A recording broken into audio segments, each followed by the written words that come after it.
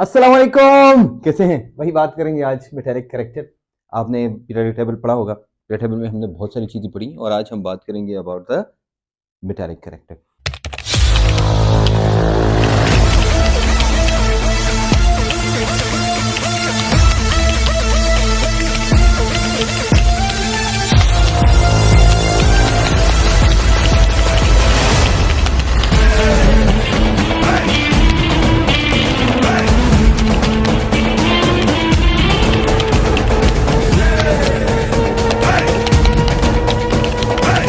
तो metallic character क्या है? मेटालिक कैरेक्टर के बारे में बात करेंगे और स्पेशली हम बात करते हैं which of the following is a good metal. ये एक एमसीक्यू है जो कि अक्सर आता है। Which of the following is a good metal, which of the following is better metal, which of the following is the best metal, which of the following is the metal, वगैरह वगैरह।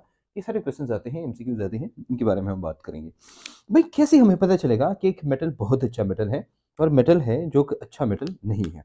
इसके बारे में हम डिटेल में बात करेंगे and we gonna talk about this. A good metal क्या होता है? तो हम बात करते हैं अ गुड मेटल क्या होता है। अ गुड मेटल वो होता है, याद रखना, मेटालिक कैरेक्टर को समझने के लिए हमें एक प्रॉपर्टी है जिसका नाम है आयोनाइजेशन एनर्जी। तो हम सबसे पहले आयोनाइजेशन एनर्जी को समझेंगे। आयोनाइजेशन एनर्जी के बेस पे जाके हम सब समझेंगे। देखो, आयोनाइजेशन एनर्जी जितनी कम होती है ना, याद रखना मेरी बात, जितनी कम होती है आयोनाइजेशन एनर्जी वो उतना अच्छा मेटल होता है। बस ये बात याद रखना। हम क्या कहते हैं? इसके लिए क्या ज़रूरी है? इसके लिए ज़रूरी है मेटल, ये नहीं आयोनाइजेशन एनर्जी। आयोनाइजेशन एनर्जी जितनी ज़्यादा होगी, आयोनाइजेशन एनर्जी जितनी ज़्यादा होगी, हम कहेंगे अच्छा मेटल नहीं है, वो उतना अच्छा नॉन मेटल है।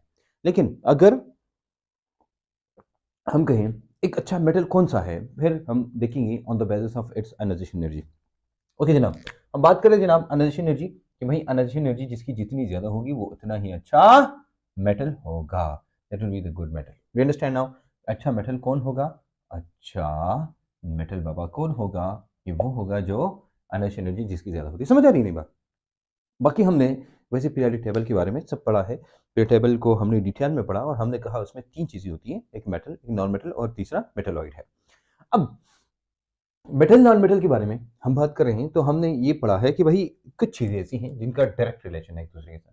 एक है एनर्जी एनर्जी, तो मैंने आपको बताया एनर्जी एनर्जी आपको बताती है कि मेटल है, एक अच्छा मेटल है, और इसकी एक डायरेक्ट रिलेशन होता है किसके साथ? इलेक्ट्रोनेगेटिविटी के साथ। और एक्सेप्ट एक्सेप्शन ये अपने साथ लिख लेना कि इसका रिलेशन तो है लेकिन इसका रिलेशन किसके साथ है? एक्सेप्ट एक्सेप्ट, बल्कि सॉरी ये मुझे इधर लिखना चाहिए था क्योंकि उधर हम सिर्फ मेटल की बात करेंगे। हम कहते हैं भाई एनालिसिस एनर्जी का डायरेक्ट रिलेशन होता है किसके साथ? इलेक्ट्रोनेगेटिविटी के साथ। और डायरेक्ट रिलेशन होता है इसका इलेक्ट्रॉन एफिनिटी के साथ। ठीक है, और हम क्या लिखेंगे इसके साथ? Accept exceptions. एक्सेप्शंस को हटा के, मतलब एक्सेप्शंस नहीं, हम लिखेंगे क्या? Except except exceptions. बस एक्सेप्शंस के अलावा, एक्सेप्शंस के अलावा क्या होता है? एक्सेप्शंस के अलावा ये सारी बातें हैं जो मैंने आपको बताई हैं अभी। आई एम श्योर कि अब आपको क्लियर हो गया होगा। ओके, और मैं आते हैं, इसको मैं हटाऊं तो मैंने आपको एक तरीका बताया। क्या तरीका बताया? कि वो कौन सा मेटल है जिसकी एनर्जी सबसे कम है, हम कहते हैं वो अच्छा मेटल है। तो फॉर एग्जांपल हमने कहा भाई ये हमारे पास सारा का सारा है। हमने क्या देखना है? हमने ये देखना है जनाब कि इसमें से एनर्जी सबसे कम किसकी है? Which of the following has less energy. ठीक है, हम कैसे कैसे पता चलेगा एनर्जी किसकी ज्यादा किसकी कम है? तो एक बात याद रखना, मैंने कहा इसका डायरेक्ट ताल्लुक है इलेक्ट्रॉन नेगेटिविटी के साथ और इलेक्ट्रॉन एफिनिटी के साथ। ये आपको सिर्फ इतना याद रखना है इसके साथ कि जनाब हम जब लेफ्ट राइट जाते हैं, लेफ्ट टू राइट जब जाते हैं पीरियोडिक टेबल में, तो इस वक्त हम कहते हैं एनालिसिस एनर्जी क्या होती है? इंक्रीज होती है। एनालिसिस एनर्जी इंक्रीज होती है। अच्छा, अब एनालिसिस एनर्जी तो इंक्रीज होती है, व्हाट अबाउट द इलेक्ट्रोनेगेटिविटी? आप कहेंगे सर डायरेक्ट रिलेशन है तो इलेक्ट्रोनेगेटिविटी भी इंक्रीज होती है, इसका मतलब ये भी इंक्रीज होती है। और what about the electron affinity? तो हम कहते हैं भाई ये है तो इलेक्ट्रॉन एफिनिटी भी इंक्रीज होती है। ये सारे तीनों की तीनों प्रॉपर्टीज इंक्रीज होती है। इसको कहते हैं ट्रेंडिंग, कि एक साइड पे एक प्रॉपर्टी इंक्रीज होती है तो बाकी दोनों प्रॉपर्टीज भी इंक्रीज होती है। ओके जनाब, अब लेफ्ट टू राइट तो हो गया, लेकिन अगर हम क्या करें? हम टॉप टू बॉटम की बात करें, टॉप टू हम बॉटम आए और फिर हम देखते हैं कि टॉप टू बॉटम भाई क्या होता है। तो टॉप टू बॉटम ये होता है ना, एनालिसिस एनर्जी डिक्रीजेस। इसका मतलब ये है कि सिर्फ एनर्जी एनर्जी नहीं, इसके साथ इलेक्ट्रोनेगेटिविटी डिक्रीजेस, इसके साथ इलेक्ट्रॉन एफिनिटी डिक्रीजेस, यानी सारी की सारी चीज़ें down the group in in decrease होती हैं। क्या होती है? डिक्रीज। ये निशान नहीं है, निशान ये हम लगाते हैं डिक्रीज के लिए। तो जब मैं ऐसे लिखूँ ना, ऐसे में लिखूँ ना, इसका मतलब होगा क्या? डिक्रीज। और ये मैं थोड़ा सा टेढ़ा लिखता हूँ, अच्छा, कि आपको याद हो। और अगर ऐसे लिखूँ, इसका मतलब क्या है? इंक्रीज। ये इंक्रीज होगा। You understand? तो left right, energy increases, electronegativity increases, electron affinity increases. Top to bottom, energy decreases, electronegativity decreases, electron affinity decreases. अब कहानी आसान हो गई, अब चीज़ें बहुत आसान हो गई, क्योंकि मैंने आपको मेन जो इसका पार्ट था वो बता दिया आपको कि क्या होता है। कि जनाब होता ही है कि इन चीज़ों को हमने देखना है कि वाली प्रॉपर्टी इंक्रीज, इसका मतलब energy is the man factor. अब इसके बेस पे हम कहते हैं दो चीज़ें इलेक्ट्रोनेगेटिविटी के साथ डायरेक्ट ताल्लुक है। इसका मतलब ये है पीरियोडिक टेबल में, अगर आप पीरियोडिक टेबल को थोड़ा सा उठा के देते हैं और आप पीरियोडिक टेबल को बनाते हैं, पीरियोडिक टेबल को वैसे बनाना आपको आना चाहिए, ठीक है? ठीक है ना? ये हो गया आपका पीरियोडिक टेबल, ठीक है? इस पीरियोडिक टेबल में किसके अलावा, बेवफा साइमा के अलावा, क्या समझ नहीं समझ आई? मैं समझाता हूँ आपको। हम ही कहते हैं भाई यहां पर कौन है? बी। कौन है? बी। कार्बन के नीचे कौन है? यहां कार्बन है, इसके नीचे कौन है? तो आप कहेंगे सर सिलिकॉन खान। ये हो गई बेवफा साइमा। ये क्या हो गई? कौन हो गई? बेवफा, सॉरी, ये हो गई बेवफा साइमा। ये बेवफा साइमा है। ये निमोनिक है, अच्छा, ऐसा ना हो कि आपको ये सच मान समझे, ये निमोनिक्स है। ये बेवफा और उसका नाम है साइमा। तो ये हो गई बेवफा साइमा। अब बेवफा साइमा के बाद हमारे पास क्या आता है? हमें पता है भाई बेवफा साइमा गई, ऑफ कोर्स बेवफा है तो गई जाएगी ना किसी और के साथ। बेवफा साइमा गई, बेवफा साइमा गई। अब बेवफा साइमा गई का मतलब होता है बोरान, सिलिकॉन, जर्मेनियम। अब अस्मत साहब के साथ, ये मैं ऐसे करूंगा, अस्मत एस और एस बी, अस्मत साहब के साथ कहां? थाईलैंड। कहां गई? टीई। तो आपको ये पता होना चाहिए। अब आप कहेंगे सर इसका मतलब क्या हुआ? ये बेवफा साइमा गई अस्मत साहब के साथ थाईलैंड ना, छोड़ के चली गई बेवफा साइमा, किसके लिए? अस्मत के लिए। एक ऐसे किसके लिए? एक लल्लू सा इंसान था, उसके लिए छोड़ के चली गई। अब ये कहानी है, ये कहानी का मतलब होता है कि केमिस्ट्री के कुछ ऐसे वो होते हैं, क्या नाम है, ये कंसेप्ट होते हैं जिनको वो इन स्टोरी से हम समझाते हैं। क्या होती है कि बेवफा साइमा गई अस्मत साहब के साथ थाईलैंड। ये जो साइमा होती है वो एक ऐसे हल्की फुल्की ऐसे हाइड्रोजन हल्का फुल्का होता है ना, ये हम सिर्फ उस कहानी से इन कंसेप्ट को डीपली समझते हैं। तो एक लल्लू सा इंसान, इस लल्लू, लिथियम को कहते हैं हम, लिथियम को लल्लू कहते हैं। तो केमिस्ट्री को हमने इस तरह वो किया है।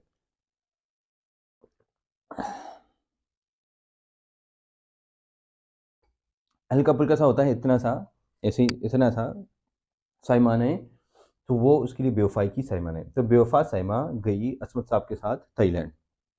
ओके। अब ये उसने कहा क्यों छोड़ा? तो उसने कहा भाई वो तो गोल्ड मेडल है, गोल्ड मेडल, गोल्ड जानते हैं ना, एयू, एयू। तो उसने कहा वो गोल्ड मेडलिस्ट है, इसलिए मैंने आपको छोड़ दिया। हालांकि तुम प्यार बहुत करते हो, लेकिन मुझे गोल्ड मेडल चाहिए। तो उसने कहा कि इसलिए मैंने उसको छोड़ दिया। तो बेवफा साइमा गई, बेवफा साइमा गई अस्मत साहब के साथ थाईलैंड। अब ये क्या है? ये क्या है? एक ब्रिज। ये एक ब्रिज है और इसको हम कहते हैं metalloid. This is called metalloid. ये मेटलोइड है और ये ब्रिज है। इस तरह के सारे जितने भी हैं वो सारे के सारे मेटल्स हैं। बेफाज साइमा के इस तरफ जितनी भी है ना वो मेटल्स है, और बेफाज साइमा के उस तरफ जितनी भी है ना वो नॉन मेटल्स हैं।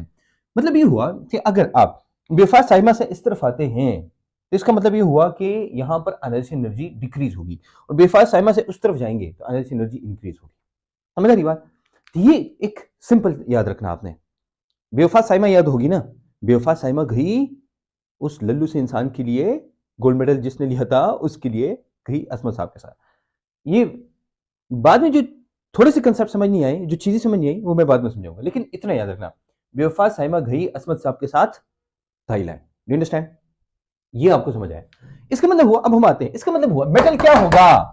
मेटल वो होगा जिसकी अनाइजेशन एनर्जी क्या होगी? The one which has ionisation energy, ionisation energy क्या होगी? लो, लो होगी। नॉन मेटल क्या होगा? जिसकी अनाइजेशन एनर्जी क्या होगी? हाई। अब देखो, अगर वो अनाइजेशन एनर्जी हाई है, इसका मतलब ये है कि वो इलेक्ट्रोपॉजिटिव है। इसको क्या कहते हैं? Electropositive. Why? Because it can lose electron very easily, it can lose electrons very easily. और ये क्या होगा? ये क्या होगा? It can get electrons very easily. अब दो चीजें मैं समझाता हूं। The best non metal in the periodic table is कौन? बेवफा साइमा? नहीं। The best non metal in the periodic table is fluorine. ये क्या है? फ्लोरीन है। और हम कहते हैं भाई फ्लोरीन वो है जो खुद एक सूबा है। ये क्या है? Best non metal in the periodic table. ये एक छोटा सा लेक्चर, लेकिन इसमें जितना नॉलेज आपको मिलेगा ना, आप सोच भी नहीं सकते। ये पूरा का इनऑर्गेनिक की जो बेसिस की चीजें हैं ना, चीजें आपको मिल जाएंगी। हम ये कहते हैं, ये क्या है? हम ये कहते हैं बेस्ट मेटल कौन है? हम कहेंगे सीजियम है। क्यों? क्योंकि सीजियम की लो आयोनाइजेशन एनर्जी होती है, लोवेस्ट आयोनाइजेशन एनर्जी। देखो यहां पर सीजियम है, सीजियम यहां पर। अब कहिए सर इसके नीचे तो फ्रेंसियम है, लेकिन फ्रेंसियम को तो हम नहीं कंसिडर करते। समझ रही बात? फरहाद को हम कंसिडर ही नहीं करते। फ्रेंसियम फरहाद होता है, जो वो बंदा होता है जो साइमा के लिए सब कुछ करता है, लेकिन साइमा बेवफा बन जाती है और असमत साहब के साथ थाईलैंड चली जाती है। तो भाई फरहाद को कंसिडर ही नहीं करते क्योंकि वो रेडियो एक्टिव है। वो क्या है? रेडियो एक्टिव है। क्योंकि उसके पास पैसा नहीं है, उतना पैसा नहीं है, उतनी शोहरत नहीं है, उतना वो नहीं है, रुतबा वगैरह नहीं है। उसको तो लैंडलॉर्ड चाहिए, लिथियम चाहिए। उसको क्या चाहिए? लैंडलॉर्ड चाहिए। तो इसलिए क्या है, ये सीजियम फ्रेंसियम को या उसको हम कंसिडर नहीं करते। तो सीजियम क्या है? Caesium is actually the one which is the best metal in the periodic table. You understand? अब नॉन मेटल कौन है? फ्लोरीन है। क्या है? अब हम कहेंगे सर ये मैंने एक बात लिखी ना, it can lose electrons easily, caesium, but it can get electrons easily. हम कहते हैं भाई फ्लोरीन क्या है? सबका बाप है, किसी से भी इलेक्ट्रॉन ले सकता है। इसलिए हम कहते हैं ये सबका बाप है, किसी से भी इलेक्ट्रॉन ले सकता है, लेकिन इससे कोई इलेक्ट्रॉन नहीं ले सकता। तो इसलिए हम कहते हैं भाई ये क्या है? अब दो बातें मैंने आपको की है। क्या बातें की मैंने आपको ये बात बताई है कि जनाब क्या है ये। अब देखो, इसका मतलब ये हुआ कि अगर मेटल होगा तो इसका मेल्टिंग पॉइंट हाई होगा, इसका बॉइलिंग पॉइंट हाई होगा। अब क्यों हाई होगा? इसको थर्मोडायनेमिक प्रॉपर्टीज कहते हैं, जहां पर टेम्परेचर इन्वॉल्व होता है। Thermodynamic properties. कौन सी प्रॉपर्टीज? Thermodynamic properties. तो थर्मोडायनेमिक प्रॉपर्टीज किसे कहते हैं? थर्मो, जिसमें हीट इन्वॉल्व होती है, इसकी वो प्रॉपर्टीज ज्यादा होती है। ये ठीक है। क्यों ज्यादा होती है? क्योंकि यहां पर जो बॉन्ड होता है ना, वो उसको हम कहते हैं मेटालिक बॉन्ड। क्या होता है? Metallic bond. और यहाँ पर अगर ये है फ्लोरीन, क्लोरीन, ब्रोमीन, आयोडीन एक दूसरे के साथ बॉन्ड बनाएंगे, तो हम कहते हैं भाई ये वांडर वाल फोर्सेस बनाते हैं, WWF, वी वांडर वाल फोर्सेस। अब वांडर वाल फोर्सेस ज्यादा स्ट्रांग है या मेटालिक बॉन्ड स्ट्रांग है? तो ऑफ कोर्स मेटालिक बॉन्ड ज्यादा स्ट्रांग है। स्ट्रांग होगा तो मेल्टिंग पॉइंट, बॉइलिंग पॉइंट उनका हाई होगा। देखो, मेटल जब ऑक्सीजन के साथ बॉन्ड बनाएगा तो ये बनाएगा मेटल ऑक्साइड। मेटल जब हाइड्रोक्साइड के साथ बॉन्ड बनाएगा तो ये बनाएगा मेटल हाइड्रोक्साइड। याद रखना, अगर मेटल ऑक्साइड है या हाइड्रोक्साइड है तो हम कहते हैं ये क्या होगा? हमेशा ये बेस होगा। फॉर एग्जाम्पल हमने कहा NaOH, KOH, या हमने लिखा Na2O2 या KO2। ये क्या है? ये सब बेसिस है। लेकिन अगर ऑक्साइड्स यहां पर बनते हैं, ऑक्साइड्स, और ये ऑक्साइड फॉर एग्जाम्पल कार्बन के साथ है, कार्बन डाइऑक्साइड है, मैं लिखा नाइट्रोजन के साथ NO2 है, Cl2O3 है, वगैरह वगैरह ऐसे हैं। फिर हम कहेंगे क्या है? ये सारे के सारे क्या है? ये एसिड्स है। तो these oxides are acidic, these are acidic and these are basic. तो हम ये कहते हैं क्या है? तो ये हमारे पास क्या होता है? ये एसिडिक होते हैं। देखो कहानी मैंने इधर खत्म की है। अगर आप इसको देखेंगे ना तो सारा का सारा कंसेप्ट आपके जहन में आ जाएगा। हम ये कहते हैं जनाब कि हमारे पास जितनी भी है ना, वैसे ग्रुप नंबर 3, पीरियड नंबर 3 आपको याद होगा, नमांग अली से पैसे कल और या अच्छा मैं आपको बात बताऊँ, ये सारी चीज़ें अगर आपने देखनी है ना, आप कहेंगे सर ये तो आप बड़ा वो बोल रहे हैं। तो आपने क्या करना है? दो चीज़ें करनी है। एक तो भाई आपने केमिस्ट्री में पॉकेट वाली बुक आपके पास होनी चाहिए। This is the must have book, reference book for the MD CAD. आपकी एमडी कैड के लिए रेफरेंस बुक ये बहुत ज़रूरी है। You should have this book, right? और आप कहते हैं नहीं मैंने वैसे केमिस्ट्री की जो कंसेप्ट है ना एफईसी मेरी क्लियर नहीं है, अच्छी नहीं है और मैंने क्लियर करनी है, तो फिर आपको ये वाली बुक इस्तेमाल करनी है। ये 2 बुक्स ये आपके लिए बहुत ज़रूरी है, राइट? कॉलेज केमिस्ट्री और केमिस्ट्री इन माय पॉकेट। तो ये अगर आप देखते हैं ना, ये वाले जो हैं ये बहुत बहुत बहुत इंपॉर्टेंट है। इसलिए आपको क्या करना है, आप लोगों को इसको देखना है। भाई ये दोनों अगर आप इस्तेमाल करते हैं ना, तो जितनी चीज़ें मैं बता रहा हूँ ये आपको ऐसे समझ आ जाएगी। You understand? So this is very important that you should know all these things from these 2 books. अच्छा, ये आपके लिए रेफरेंस है, इतना याद रखना।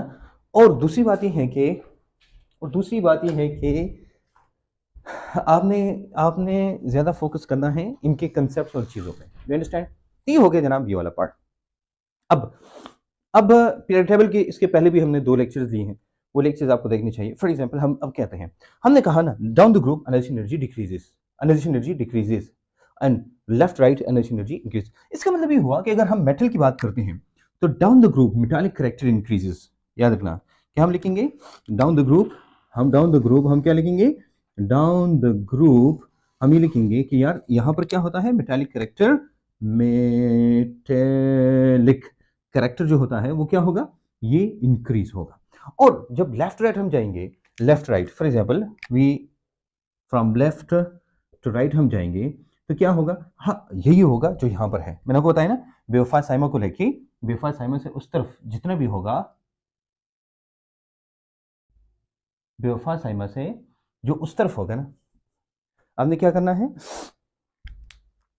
ओके। अब हम थोड़ा सा इधर देखिए, एक मिनट।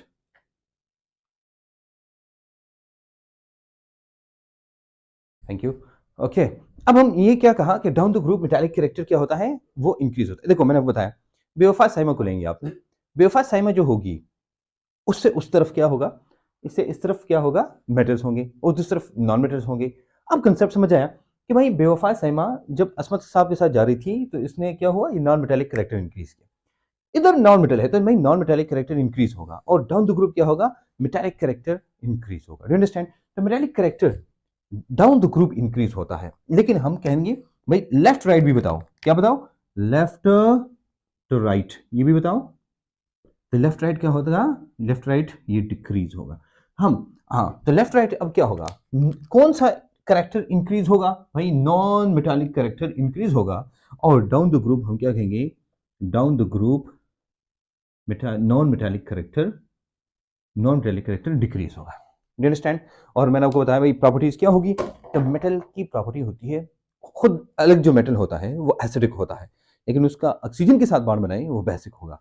नॉन मेटल बजाते खुद बेसिक होता है, लेकिन वो ऑक्सीजन के साथ या हाइड्रोक्साइड के साथ बॉन्ड बनाए फिर क्या होगा, फिर एसिड होगा, फिर acidic that was all for tonight. ये जो 2 इससे पहले हमने लेक्चर लिए हैं पीरियड टेबल के, वो आप देखिए पहले और फिर जाके इधर आए, फिर आपको समझ आ जाएगी। Because this is a very vast type of topic, ये कोई छोटा मोटा टॉपिक नहीं है। ये जो अगर अल्फाज आपको भारी लग रहे हैं और आपको समझ नहीं आती, इलेक्ट्रोनेगेटिविटी, एनर्जी, इलेक्ट्रॉन एफिनिटी, तो फिर आप ये सारे लेक्चर्स मेरे देखिए। नीचे जो डिस्क्रिप्शन है उसमें हम लिंक दे देंगे, वो जाके उस लिंक से आप देख सकते हैं। ठीक है, मिलेंगे इंशाल्लाह एक नई वीडियो के साथ, नए कंसेप्ट के साथ, नई आइडियाज के साथ। अल्लाह हाफिज।